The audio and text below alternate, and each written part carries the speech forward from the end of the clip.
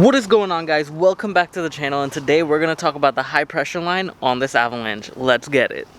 So what is going on, guys? So here today we're going to talk about the high pressure line, which is located right over here on the Avalanche. Now, reason being that we're talking about this is if you haven't seen the first video I put out on replacing that high pressure port, then click the little icon here or click the link in the description and it'll take you to that video so you'll understand what we're talking about. In that video I actually showed you how to replace it, but there's some confusion with a lot of the viewers asking me, am I supposed to remove or evacuate the Freon that's in the system before interfering with that port? And the answer is yes, you do want to remove all of the Freon from the system. Reason being because it's such high pressure, and if you open that and there's Freon in the system, it's gonna fly all the way out. If that touches your skin, if that gets in your eyes, it can cause blindness, it can cause frostbite.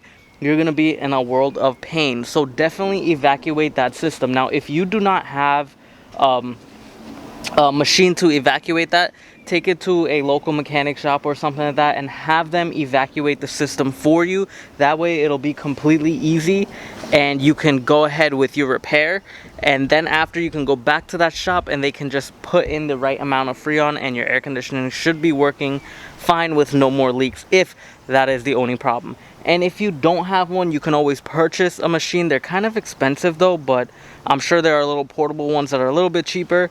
I'll leave links in the description below in case anyone wants to buy one of those. You can evacuate it and then you have to pull a vacuum. After it's fully evacuated, you change your part, you put it on a vacuum. So you pull the vacuum for like 30 minutes. So once the vacuum is pulled after 30 minutes, you shut it off. You see if anything moves on the gauges, that would indicate that you have a leak. It's not holding its pressure. So once you find out that it's holding the vacuum really well, nothing's going down, you continue to vacuum it for another 30 minutes, and then you hook up your gauges to the Freon and then you suck in the Freon. The vacuum's gonna help suck the Freon into the system, which will help recharge the system faster and more efficient.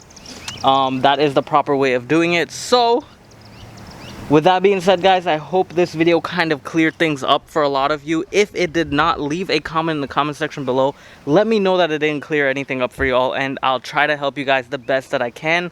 Also, if this video was helpful, please leave a like on this video. It does help me in the YouTube algorithm and it helps the channel grow. So with that being said, we'll see y'all later. Peace.